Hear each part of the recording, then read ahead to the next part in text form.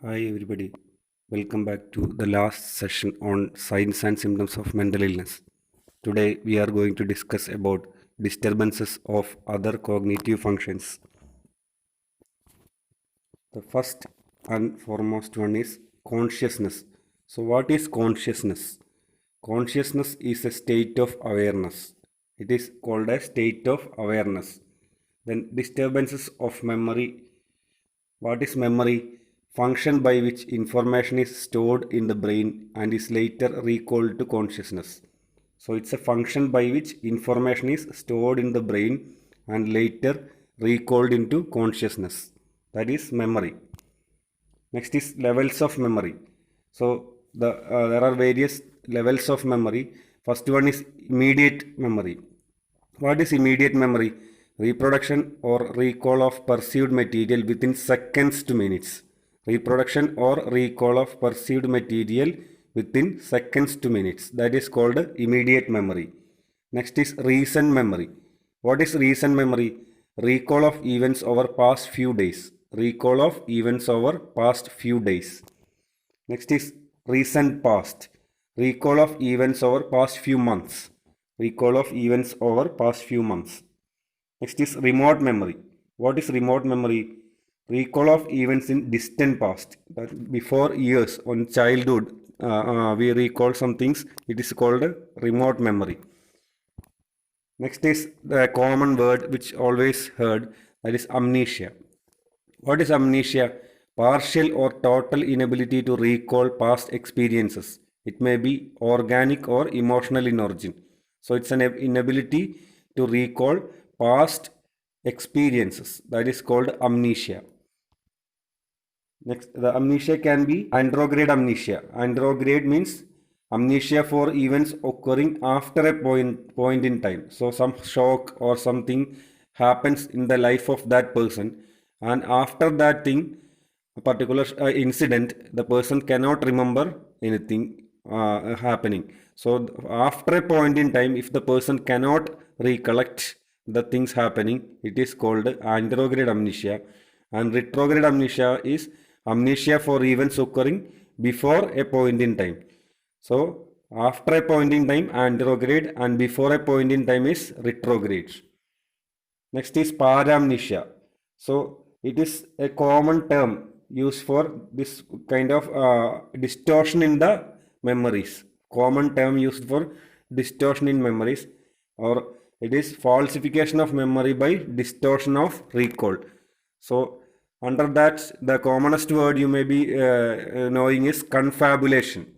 So it's a type of paramnesia. Confabulation is a type of paramnesia whereby there is unconscious filling up of gaps in memory by imagined or untrue experiences that the patient believes but have no basis in fact. So it's unconscious filling up of gaps in memory that you have to remember. Confabulation is unconscious filling up of gaps in memory. It's most often associated with organic disorders. Next is deja vu. This also you might have heard, commonly asked question. So it's illusion of visual recognition. Illusion of visual recognition in which a new situation is incorrectly regarded as a repetition of a previous memory. So when we travel through some new areas, we may feel we have come here before. So such kind of a feeling, that is illusion of visual recognition, is called deja vu. Next is deja entendu. So it is illusion of auditory recognition. When we hear something, we may feel that I have heard this before.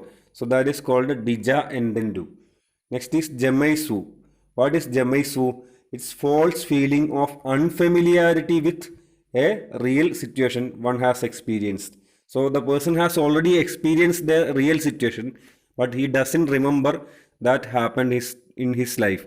Just like what happened to Shakuntala in case of Dushyantan. So that is Gemaisu. Next is hyperamnesia. So that is exaggerated degree of retention and recall. So exaggerated degree of retention and recall is called hyperamnesia. Usually we misunderstand. Amnesia means distortion of memory, distortion of recall of memory, or difficulty in recalling something in the past. So when we hear hyperamnesia, we may feel that it's exaggerated amnesia. It's not hyperamnesia. It is MA is deleted and amnesia. Amnesia means memory. So hyperamnesia is exaggerated retention and recall. Next is blackout. What is blackout? Amnesia experienced by alcoholics about behavior during drinking bouts. So when a person drinks a lot of alcohol and he does so many things and he doesn't remember it on the next day, that kind of a behavior is called blackout. Next is the definition of intelligence. What is intelligence? It is the ability to understand, recall, mobilize, and constructively integrate previous learning in meeting new situations. So we have we all have the intelligence. So we understand or learn something from a situation and we apply that knowledge in another future situation. So that is intelligence. So its ability to understand, recall, mobilize, and constructively integrate previous learning in meeting new situations. So concrete thinking. What is concrete thinking? It's a type of literal thinking, limited use of metaphor without understanding the nuances of meaning, one-dimensional thought.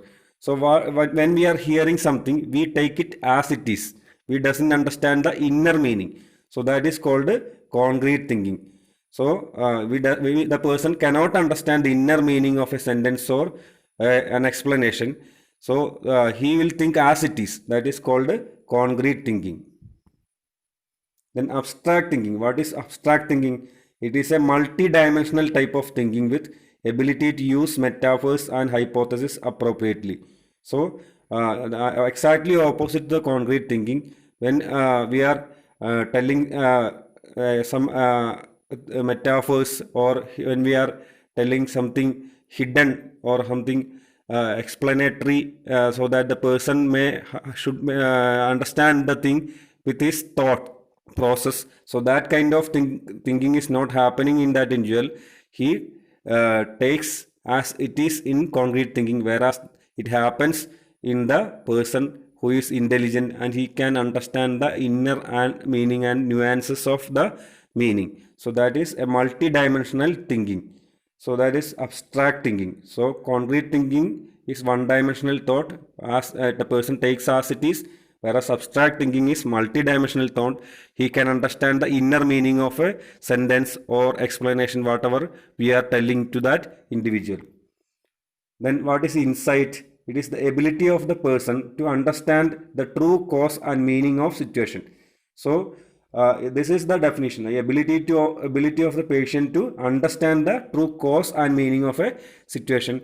Whereas in case of psychiatry, we make refer insights to what is called the ability of a person to know about his illness. So it's a ability of a person to know about his illness is called insight in case of psychiatric disorders. As in general, it is the ability of a person to understand the true cause and meaning of a situation. What is intellectual insight? Understanding of the objective reality of a set of circumstances without the ability to apply the understanding in any useful way to master the situation.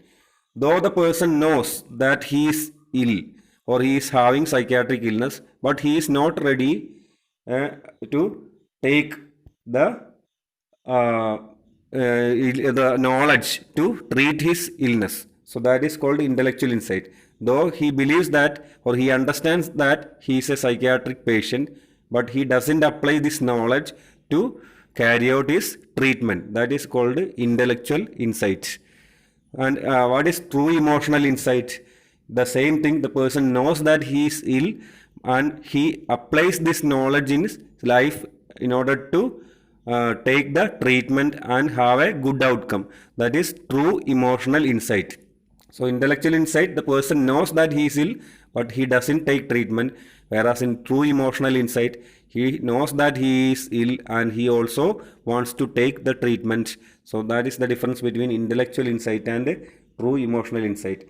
Next is judgment. What is judgment? Ability to assess a situation correctly and act appropriately within that situation. So judgment means the ability to understand a situation, what is happening over there, and you have to act appropriately. So the situation may vary from person to person or time to time. So within that short period of time, the person should understand the situation and act appropriately. So that ability, so the ability to assess a situation correctly and act appropriately within that situation is called a judgment. So that's all regarding other cognitive disturbances. And I hope you understood the topic very well. So keep watching this channel.